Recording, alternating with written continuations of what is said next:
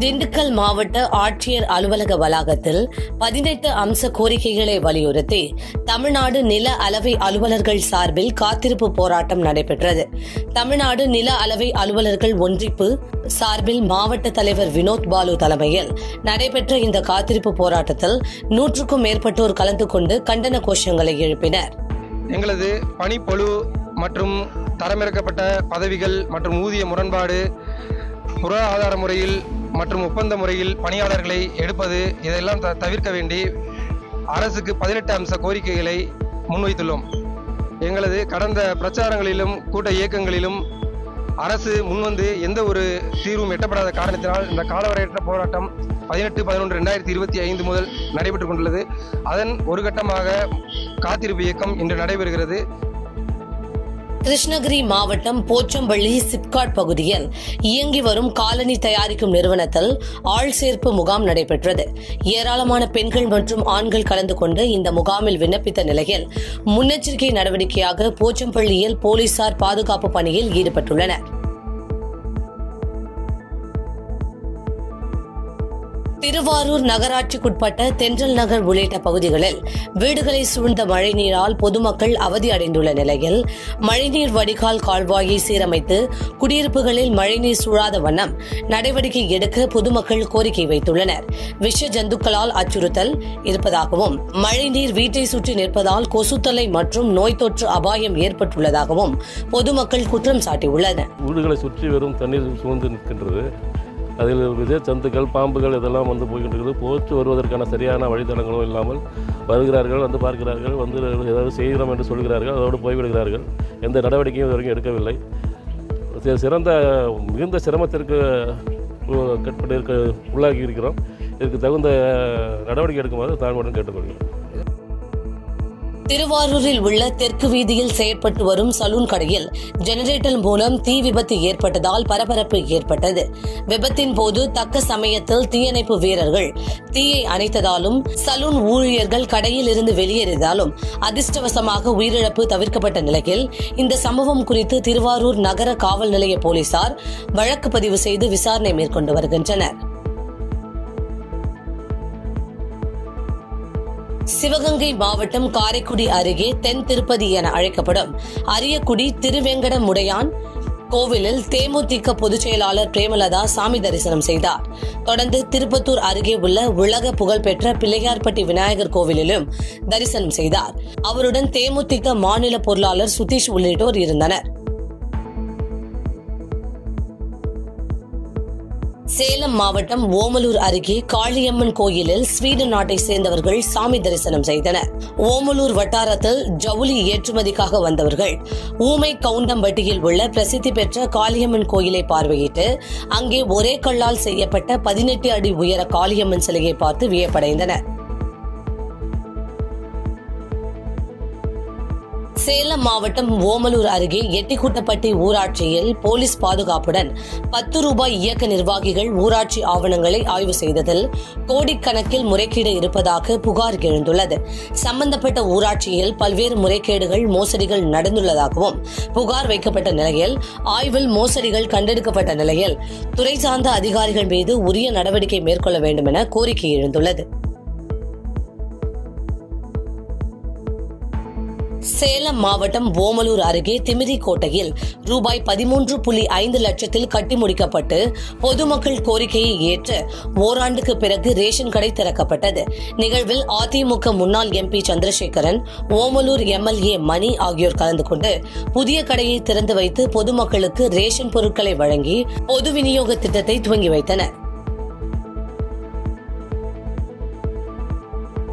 பெரம்பலூர் பழைய பேருந்து நிலையம் பகுதியில் 40 வருடங்களாக சாலையோரத்தில் வியாபாரம் செய்து வந்த பகுதியை தடை செய்யப்பட்ட பகுதியாக அறிவித்ததை ரத்து செய்ய கோரி சாலையோர வியாபாரிகள் 100க்கும் மேற்பட்டோர் மாவட்ட ஆட்சியர் அலுவலகத்தில் மனு அளித்தனர். முன்னதாக தாங்கள் தொழில் செய்து வரும் பகுதியினை தடை செய்யப்பட்ட பகுதியாக அறிவித்ததால் தங்கள் வாழ்வாதாரம் முற்றிலும் பாதிக்கப்படும் என்று கூறியதோடு உரிய நடவடிக்கை எடுக்க வேண்டும் என்று வலியுறுத்தி போராட்டம் செய்தனர்.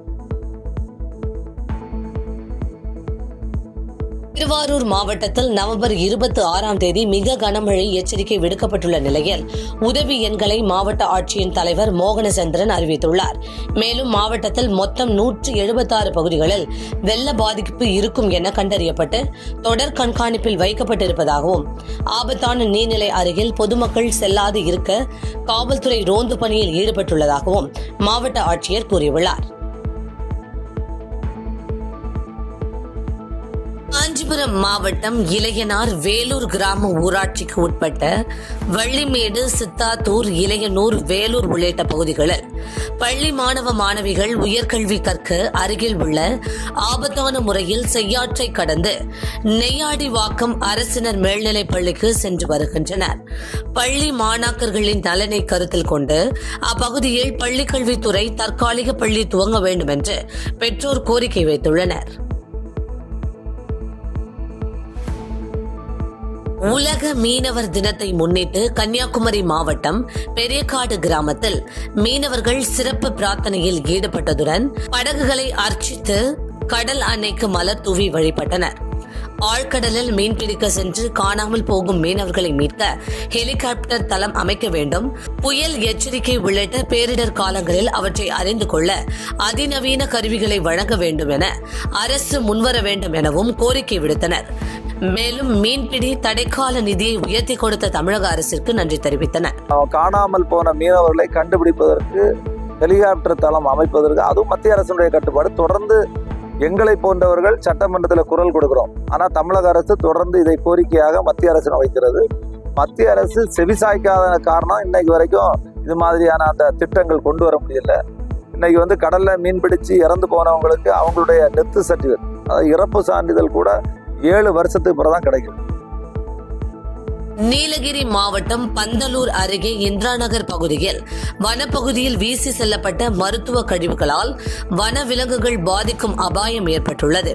இந்நிலையில் இதுபோன்ற சமூக விரோத செயல்பாடுகளில் ஈடுபடுபவர்கள் மீது வனத்துறையினர் கடும் நடவடிக்கை எடுக்க கோரிக்கை விடுத்து சமூக ஆர்வலர்கள் தெரிவித்துள்ளனர். புதுக்கோட்டை அருகே ரெங்கம்மாள் சத்திரம் பகுதியில் பழங்குடியின குழந்தைகள் கல்வி கற்கும் வகையில் எய்ட் இந்தியா சார்பில் யுரேகா கற்றல் மையம் திறக்கப்பட்டது. ஒருங்கிணைப்பாளர் ராஜா ஏற்பாட்டில் அமைக்கப்பட்ட புதிய டியூஷன் சென்டரை மாவட்ட வருவாய் அலுவலர் ராஜராஜன் சிறப்பு அழைப்பாளராக கலந்து கொண்டு திறந்து வைத்ததோடு இந்நிகழ்ச்சியில் கல்லூரி மேல் படிப்பு படிக்க வளர்ச்சி நிதியாக 3,65,300 ரூபாய்க்கான காசோலையும் மாணவிகளுக்கு வழங்கப்பட்டது. உலக மீனவர் தினத்தை முன்னிட்டு காரைக்காலில் உள்ள சிந்தனை சிற்பி சிங்காரவேலர் திருவுருவ சிலைக்கு மாவட்டத்தில் உள்ள 11 மீனவ கிராம பஞ்சாயத்தாளர்கள் சார்பாக 100க்கும் மேற்பட்ட மீனவர்கள் மாலை அணிவித்து மரியாதை செலுத்தினர். இதனைத் தொடர்ந்து சிந்தனை சிற்பி சிங்காரவேலர் சிலைக்கு பாஜக, காங்கிரஸ் கட்சி, தமிழக வெற்றிக் கழகம் உள்ளிட்ட பல்வேறு அரசியல் கட்சிகள் சார்பாக மாலை அணிவித்து மரியாதை செலுத்தப்பட்டது.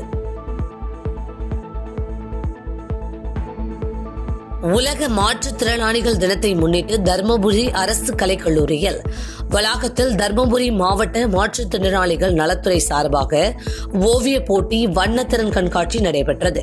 மாவட்ட மாற்றுத்திறனாளி நல அலுவலர் சரவணன் தலைமையில் நடைபெற்ற இந்த நிகழ்ச்சியில் மாவட்ட முதன்மை கல்வி அலுவலர் ஜோதி சந்திரா கலந்து கொண்டு போட்டியை தொடங்கி வைத்து பார்வையிட்டார். திண்டுக்கல் மாவட்டம் நத்தம் பெண்கள் மேல்நிலைப் பள்ளி மற்றும் கோவில்பட்டி துரைக்கமலம் மாதிரி மேல்நிலைப் பள்ளியில் +1 மாணவ மாணவிகளுக்கு விலையில்லா மிதிவண்டி வழங்கும் விழா நடந்தது. இதில் முன்னாள் சட்டமன்ற உறுப்பினர் ஆண்டி அம்பலம், நத்தம் பேரூராட்சி தலைவர் செக்கிந்தர் பாட்ஷா ஆகியோர் தலைமை தாங்கி 673 மாணவ மாணவிகளுக்கு இலவச சைக்கிள்களை வழங்கினர். அதிவரதர் கோவில் என அழைக்கப்படும் காஞ்சிபுரம் வரதராஜ பெருமான் கோவிலில் ஸ்ரீ தாதா தேசிகன் சாற்று முறை முன்னிட்டு ரத்ன அங்கி சேவை சிறப்பாக நடைபெற்றது. நவரத்ன அங்கி அணிந்து ஸ்ரீதேவி, பூதேவி, பெருந்தேவி தாயாருடன் பக்தர்களுக்கு காட்சியளித்த வரதராஜ பெருமானை ஆயிரக்கணக்கான பக்தர்கள் வணங்கி வழிபாடு செய்தனர். கார்த்திகை தீபத்தை முன்னிட்டு சேலம் மாவட்டம் ஓமலூர் அருகே அகல் விளக்குகள் தயாரிக்கும் பணியில் தீவிரம் காட்டியுள்ள மண்பாண்ட தொழிலாளர்கள் நிறுத்தி வைக்கப்பட்டுள்ள மழைக்கால நிவாரணத் தொகையை உடனே வழங்க வேண்டும் என்று அரசுக்கு கோரிக்கை வைத்துள்ளனர். மேலும் மண்பாண்ட தொழிலாளர்கள் சூளை அமைக்க கொடுக்கப்பட்ட இடம் தனியார் ஆக்கிரமிப்பில் உள்ளதால் குற்றம் சாடியதோடு அதனை மீட்டுக் கொடுக்க வேண்டும் என்றும் சேலம் மாவட்ட மண்பாண்ட தொழிலாளர்கள் நலசங்க தலைவர் ராஜா வலியுறுத்தியுள்ளார். மாவட்டந்தோறும் ஒவ்வொரு ஊருக்கும் இப்போ உற்பத்தி பண்ணுற இதை அடுக்கி வைக்கிறதுக்கு இடம் இல்லை. அதை ஷெட்டு வேணும், கூடம், தொழிற்கூடம்னு சொல்லுவாங்க, அது மாதிரி அது வேணும். அது மாதிரி எங்களோட சூளை வைக்கிற இடம்ன்றதை சொல்லுவோம். இந்த மண்பானை உற்பத்தி பண்ண இடம்லாம் நீங்கள் பார்த்துருப்பீங்க. அந்த சூளை வைக்கிற இடத்துல சில ஆக்கிரமிப்பெல்லாம் இருக்குது, தனியாரோட ஆக்கிரமிப்புலாம் இருக்குது. அதெல்லாம் களைஞ்சி எங்களுக்கு பட்டா போட்டு கொடுக்கணும். எங்களோட பேர்லேயே குலாலர் சமுதாயத்து பேரில் பட்டா போட்டு கொடுக்கணும். அதே மாதிரி எங்களோட குலாலர் சமுதாய மக்கள் வாழ்ந்துட்டு இன்னும் பட்டாவே இல்லாமல் இருக்காங்க. அவங்களுக்கெல்லாம் இலவச வீட்டுமனை பட்டா கொடுக்கணும் அப்படின்னு சொல்லி வேண்டி கேட்டுக்கிறேன். மதுரை மாவட்டம் உசிலம்பட்டி அருகே செல்லம்பட்டி பகுதியில் சுமார் 50 ஏக்கர் பரப்பளவில் நெற்பயிர்களில் செவட்டை நோய் பாதிப்பால் விவசாயிகள் வேதனையடைந்துள்ளனர். ஏக்கருக்கு 20,000 முதல் 30,000 வரை செலவு செய்துள்ள சூழலில் இந்த நோய் பாதிப்பால் நஷ்டத்தை சந்திக்க வேண்டிய நிலை உருவாகியுள்ளதாக கவலை தெரிவித்துள்ள விவசாயிகள் மாவட்ட நிர்வாகம் மற்றும் வேளாண் அதிகாரிகள் நேரில் ஆய்வு செய்து உரிய நடவடிக்கை எடுக்க வேண்டும் என்று கோரிக்கை வைத்துள்ளனர். செய்திகளை உடனுக்குடன் தெரிந்து கொள்ள கீழ்கண்ட கேபிள் மற்றும் டிடிஎச் நெட்வொர்க்குகளில் எம்நாடு செய்தி தொலைக்காட்சியை காணுங்கள். பாதகம் செய்பவரை கண்டால் நாம் பயம் கொள்ளலாகாது பாப்பா. மோதி மிதித்துவிடு பாப்பா, அவர் முகத்தில் உமிழ்ந்துவிடு பாப்பா. அண்மை செய்திகளை உடனுக்குடன் தெரிந்து கொள்ள இணைந்திருங்கள் எம்நாடு தொலைக்காட்சியுடன்.